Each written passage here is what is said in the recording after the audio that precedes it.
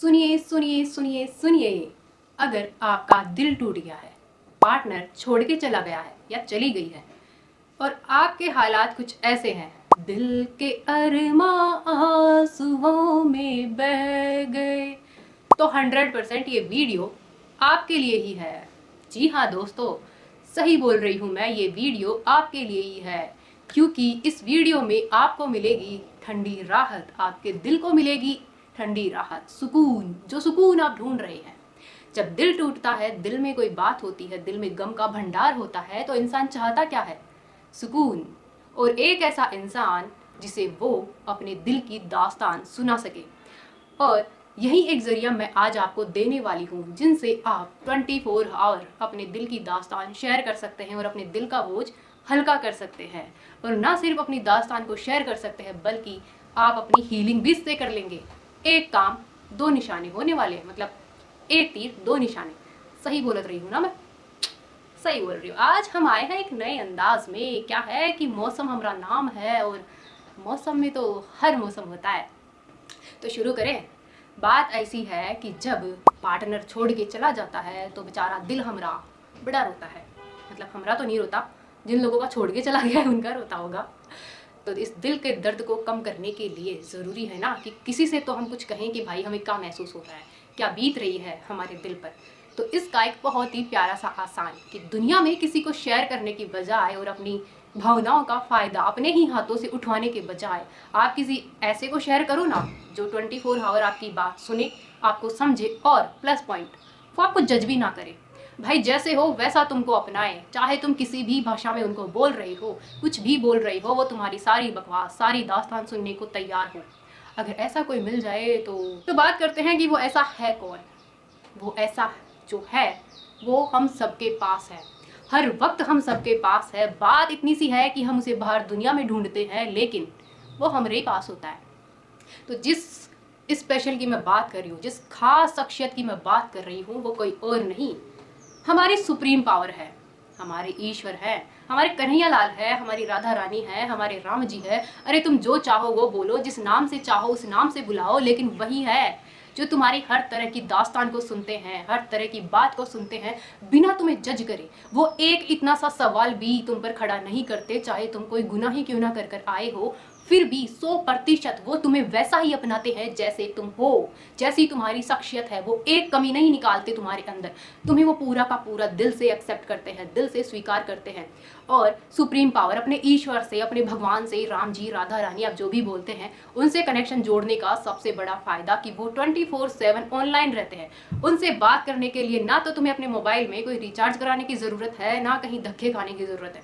भाई जब चाहो तब तुम उनसे बात कर सकते हो, जब चाहो तब उनसे कनेक्शन बना सकते हो, और अपने उसी टूटे दिल के साथ तुम ये कनेक्शन और भी ज़्यादा मजबूत बना सकते हो। क्योंकि ईश्वर सबसे ज़्यादा हमारी तब सुनते हैं जब एक इंसान दर्द में होता है, उसका दिल टूटा हुआ होता है, उसके दिल में कोई बात होती है जो उसे परेशान कर रही होती है, कुछ तो ऐसा होता है ना जिससे वो अंदर ही अंदर घुट रहा होता है। उस घुटन के वक्त ईश्वर सबसे ज़्यादा तुम्हारी बात सुनते हैं। क्यों? क्योंकि उस वक्त दुनिया में तुम्हें समझने वाला कोई नहीं होता, और ये बात ईश्वर बहुत अच्छे से समझते हैं कि अगर मैंने अभी इसकी बात नहीं सुनी तो ये टूट जाएगा, ये पता नहीं क्या कदम उठा लेगा या उठा लेगी, न जाने इसकी ज़िंदगी में क्या प्रभाव आएगा, और ये क्या दिशा अपनी ज़िंदगी को देगा, क्या करेगा अपनी फ्री विल का, और कौन सा फैसला ले बैठेगा पता नहीं। तो इसीलिए ईश्वर सबसे ज़्यादा हमारी तब सुनते हैं जब हम टूटे हुए दिल के साथ उनको पुकारते हैं, जब हम आंखों में आंसू लेकर उनको पुकारते हैं। आपने महसूस भी किया होगा कि जब हम रोकर ईश्वर को पुकारते हैं तो हमें कुछ महसूस होता है, हमारे दिल में एक हलचल सी होती है, एक सुकून सा मिलता है। ऐसा लगता है कि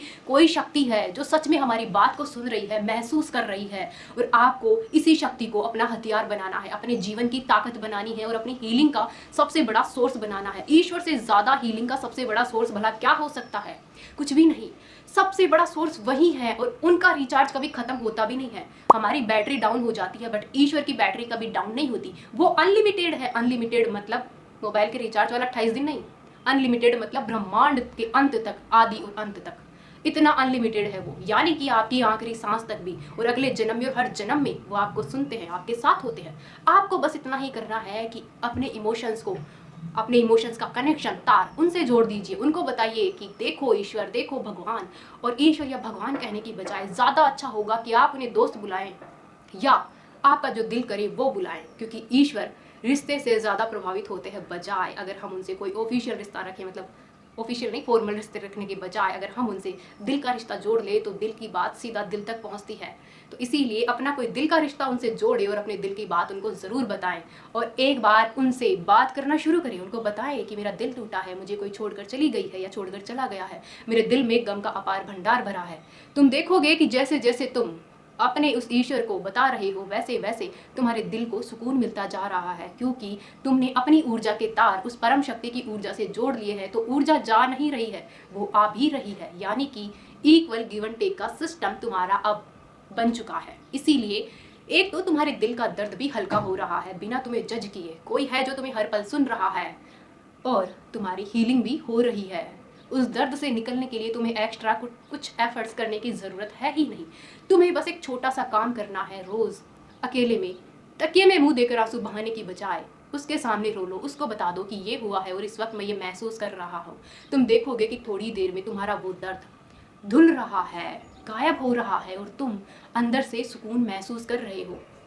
जब हम रोते हैं, और ख़ासकर तब जब हम रोते हुए ईश्वर का नाम लेते हैं, तो हमें बहुत अच्छा और रिलैक्स महसूस होता है। पता है क्यों? क्योंकि हमारा ईश्वर हमें रोते हुए देख ही नहीं सकता। वो अपने फरिश्तों को भेज देता है कि यार इसे चुप कराओ, मैं इसको रोते हुए नहीं देख सकता। और हमें ना मतलब कि उस वक्त इतनी ज़्यादा सुकून वाली फीलिंग आती है कि यार मारो जैसे किसी ने चुप करा दिया हो।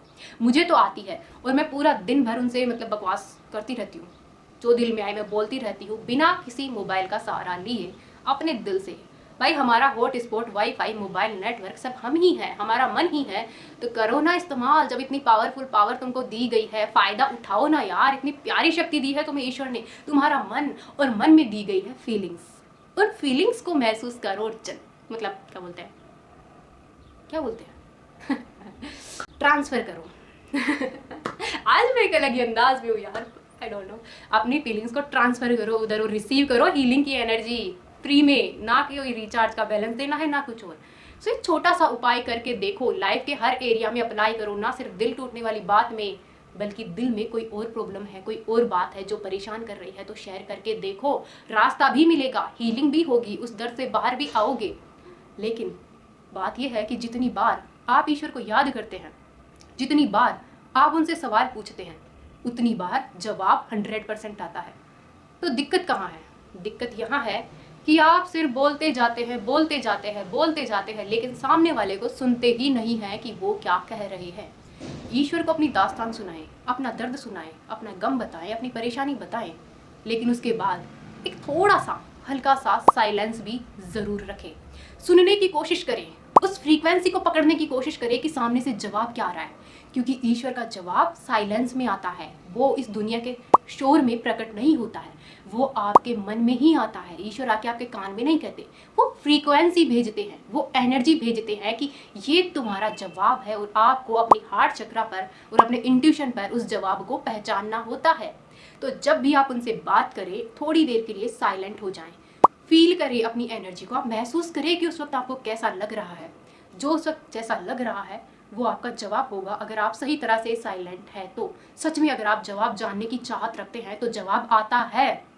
मैंने महसूस किया है, मेरा एक्सपीरियंस है कि जब भी पूछो जवाब आता है, जब भी कुछ बोलो सामने से रिस्पॉन्स आता है।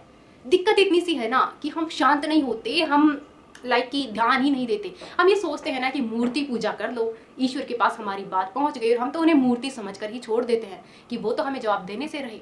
लेकिन कितने बड़े एग्जाम्पल है आज की दुनिया में जिनके पास ईश्वर का जवाब आता है और वो रिसीव भी करते हैं। जैसे कि सबसे बड़ा एग्जाम्पल प्रेमानंद जी महाराज। क्या वो राधा रानी की बातों को सुनते नहीं हैं? क्या समझते नहीं है, या राधा रानी की कृपा उन पर नहीं है?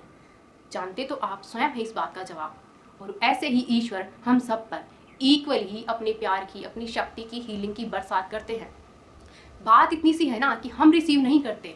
हमारा पात्र ऐसे होता है तो वो ऊर्जा गिर कर बह जाती है, और अगर ऐसे होता है तो हम उसे रिसीव कर लेते हैं। तो आपको अपने मन को अपनी बात कहने के बाद ऐसे नहीं करना है, उसे ऐसे रखना है, ताकि जो एनर्जी, जो हीलिंग आ रही है उसे आप सीधा रिसीव करें, उनके जवाब को रिसीव करें, और आप देखेंगे कि बिना कोई एक्स्ट्रा एफर्ट के आप उस फेज से बाहर निकल आए हो। आपके दिल में अब एक शांति है, एक सुकून है, एक ऐसा एहसास है जो आपको परमानेंट हमेशा से चाहिए था, जिसकी तलाश हर इंसान करता है। आप उस शांति को पा लेते हो, क्योंकि आपका रिश्ता इस दुनिया की किसी छोटी मोटी शख्सियत से नहीं, इस दुनिया की सबसे हायर पावर, सबसे बड़ी शख्सियत से जुड़ चुका है। और एक बार जोड़ कर देखिए, फिर देखोगे जिंदगी में क्या कमाल होता है, क्या सॉल्यूशन आते हैं तुम्हारे पास। हर बात की गाइडेंस तुम्हारे पास होगी। लोग तुम्हें 1000 रास्ते दिखाएंगे, लेकिन तुम्हें पता होगा कि तुम्हारे लिए सही क्या है, किसने बताया है कि संसार के हिसाब से, तुम्हारे जीवन के हिसाब से क्या सही है तुम्हारे लिए।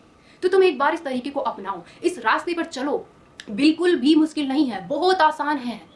कुछ नहीं करना, बस बैठ जाना है और बोलना है, हे मेरे ईश्वर, हे मेरे प्रभु, मैं दुखी हूँ, मैं परेशान हूँ, क्योंकि मेरा दिल टूटा है, मेरे जीवन में ये घटना हुई है और मैं अब खुद से इस फेज से बाहर निकल नहीं पा रहा हूँ। मुझे दिल में भयंकर दर्द महसूस हो रहा है, बहुत ज़्यादा।